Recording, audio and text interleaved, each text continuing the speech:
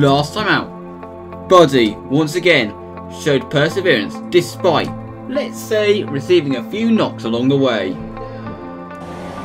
He's right behind Kimmy, but the rear is gone, and he has lost it. And he's going to have to wait for the entire field. But here, as you can see, he hits the curb and spins into Carlos Sainz. I've got a passenger, What happened? But as you can see, Kvyat moved over for Verstappen, and we were going to try and make it through. And we see a gap, and Buddy is now in the points. So we are going to finish in the points. The pressure was certainly on Buddy after making multiple mistakes in the previous races. So, without further ado, it was time for him to head off to the Russian Grand Prix.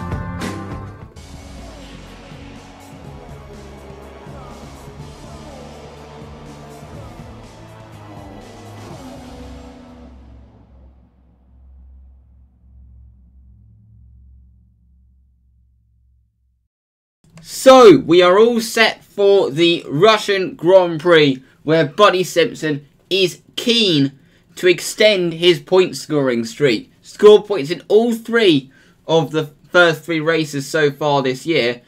As far as his engine usage is concerned, in practices, he is using the configuration that he used in Shanghai, but then he's actually swapping them round, so going back to the Australian version of his engine and his turbocharger. The thing that won't change, though, is all the electrical components, which will be the same, obviously, because they're newer components. This is important as this is a fairly power-sensitive track, whilst the gearbox remains the same. But there's also rain expected at the weekend, so that could really throw the cat amongst the pigeons. So it was going to be an interesting race. But Buddy had a lot of pressure on him. He'd made quite a few mistakes in the past few races. So, this weekend, he was keen not to do the same. So, without further ado, it was time for the qualifying report. With rain in the air, there was certainly a lot of anticipation, as qualifying for the Russian Grand Prix was about to get underway. Sauber once again locked out the back row. McLaren once again locked out the penultimate row, struggling more than usual here due to the power demands. Carlos Sainz was very disappointed to qualify in 16th, whilst Romain Grosjean made Q3. Lance Stroll was disappointed to be way off his teammate in P14, whilst it was an average session for Force India. Buddy Simpson out-qualified his teammate Nico Hülkenberg for the third consecutive time. The two Red Bulls locked out the third row, with Verstappen out-qualifying Ricciardo. Ferrari were disappointed to be on the second row, whilst it was Valtteri Bottas who took his first career pole position. So, looking at the grid, it's a Mercedes front row, with Bottas leading the way, ahead of Hamilton and the two Ferraris of Vettel and Raikkonen. Verstappen out-qualified his teammate Ricciardo, with Massa in 7th, Perez in 8th, Grosjean 9th and Simpson 10th. Hülkenberg was disappointed to miss out on Q3 ahead of Ocon, Kvyat, Stroll, Magnussen and Sainz. Alonso qualified in 17th ahead of Van Dorn, with the two Saubers rounding out the grid in 19th and 20th.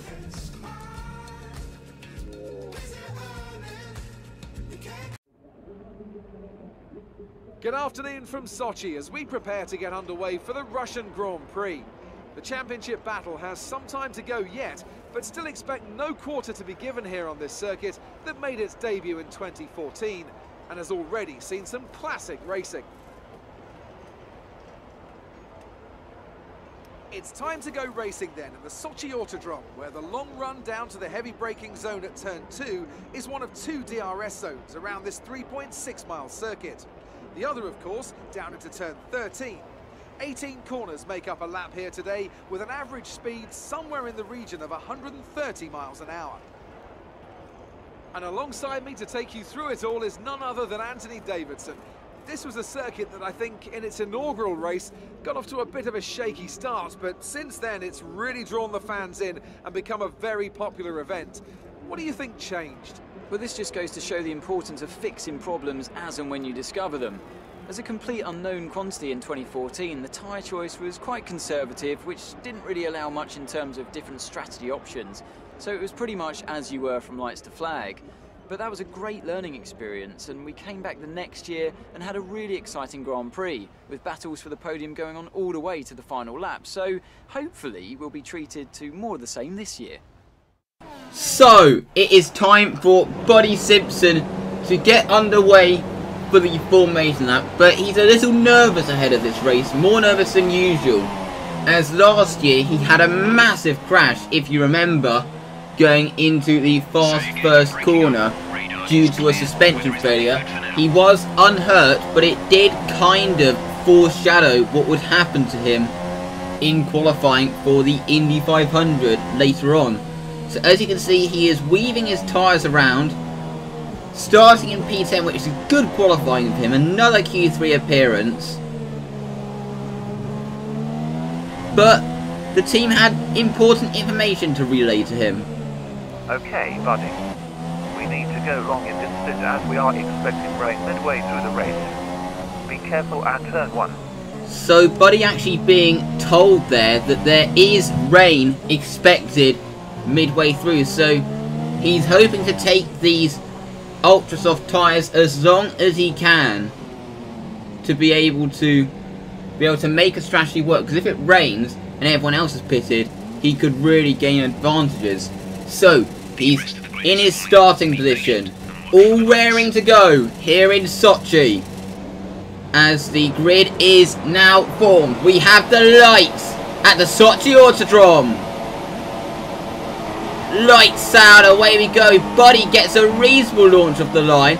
He's actually kind of got himself a good space in front of him, but he's side by side going into turn 1, which is not ideal, but he's made it through, which is a relief to him.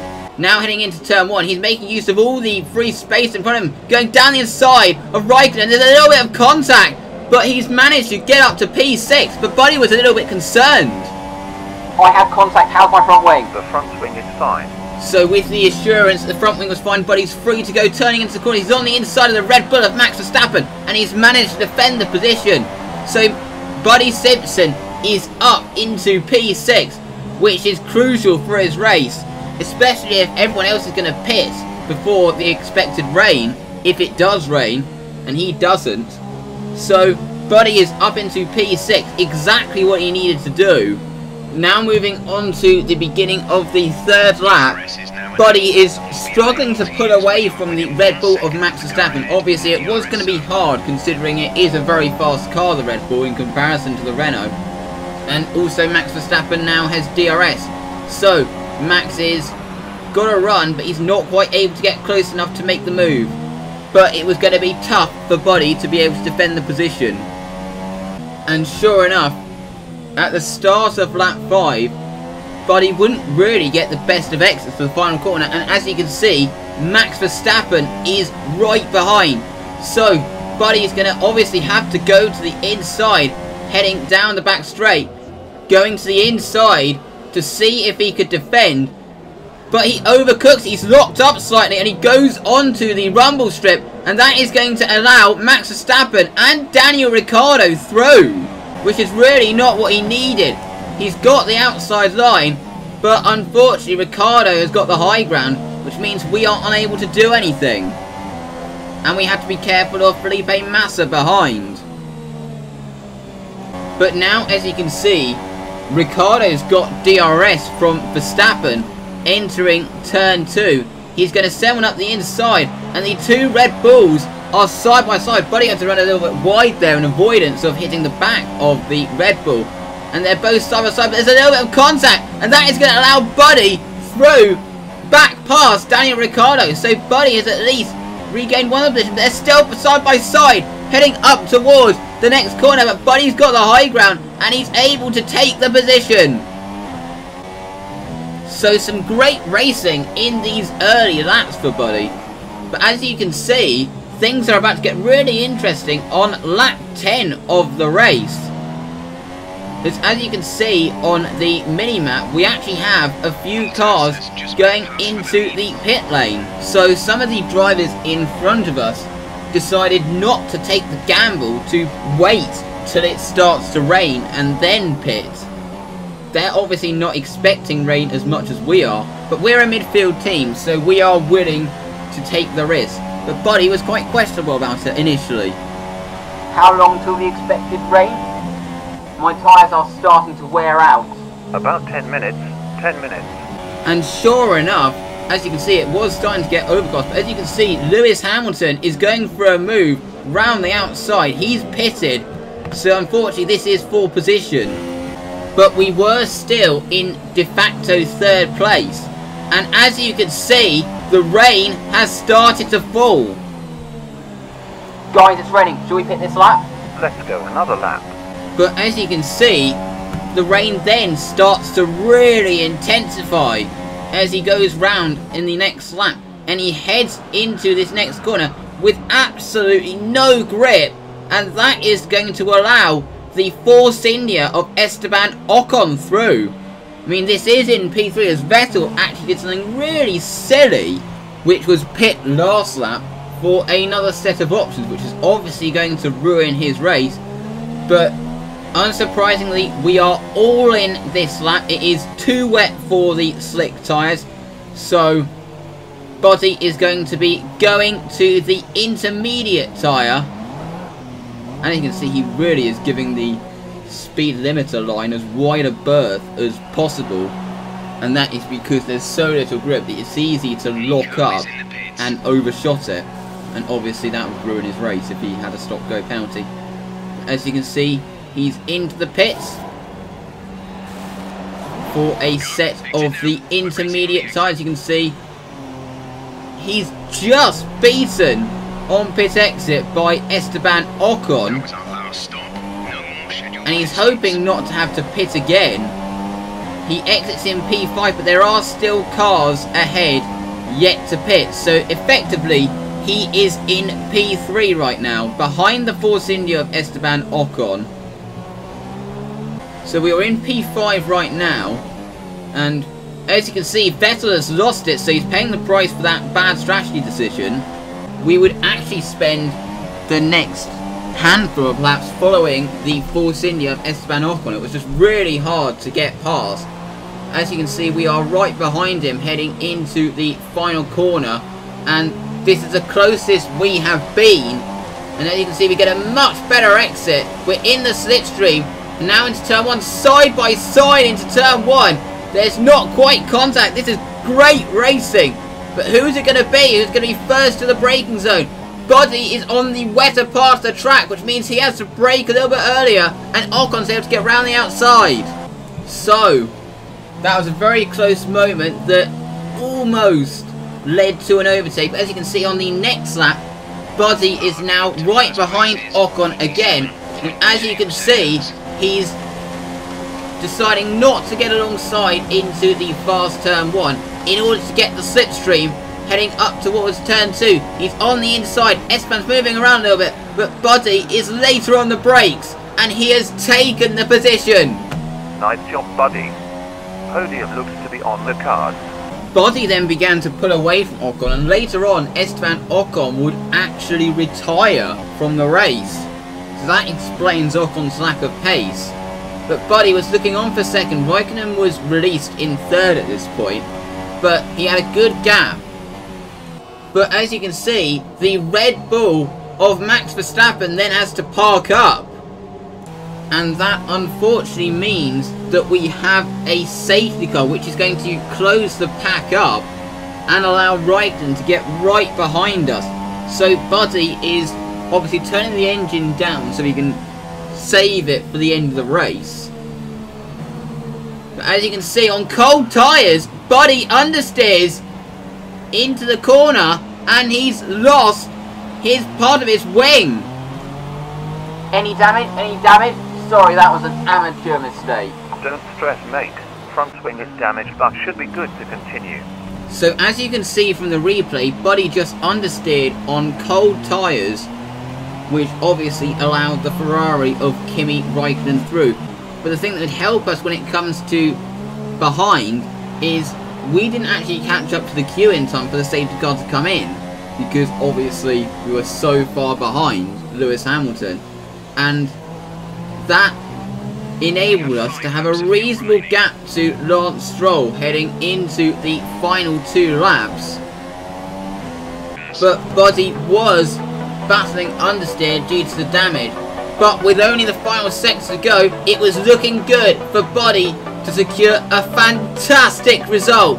As you can see, Lewis Hamilton has won the race, but Buddy Simpson is heading into the final 2 corners. He's only got 1 more corner to go before Buddy Simpson secures his first career podium. Yes, that's what I'm talking about, guys. P3, we really got the strategy right. Congrats, buddy. Great drive. Awesome. Enjoy it. So, as you can see, we have the final result. Another double points finish for Renault. As you can see, it was Lewis Hamilton that won ahead of Kimi Raikkonen. A really strange result, but it was all turned upside down by the weather. As you can see, the Mercedes team celebrating in the rain. It's Lewis Hamilton who wins. And you can see Buddy celebrating in the background. There he is, obviously in the distinctive black and yellow jumpsuit. The Mercedes team celebrating. There's Kevin Magnussen, who also had a good race in P5. But Buddy Simpson is about to walk on for his first podium in Formula 1.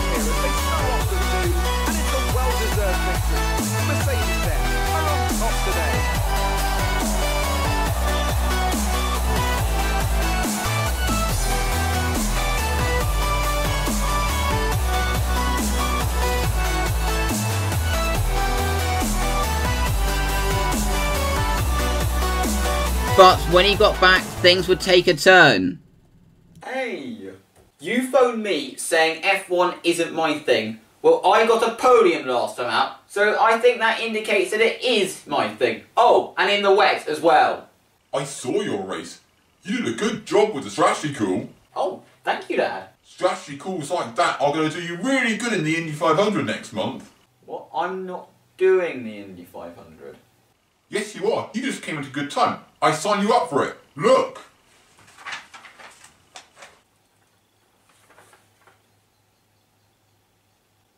And they say, if you impress, you will be doing the full season. I am so happy. Andretti Autosport are legends. Wow, that is really amazing. The Simpson name lives on in IndyCar.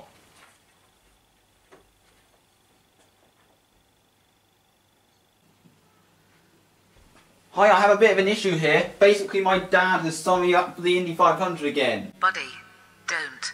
Look what happened last year. You crashed at 219 miles per hour and had to miss the remainder of the season.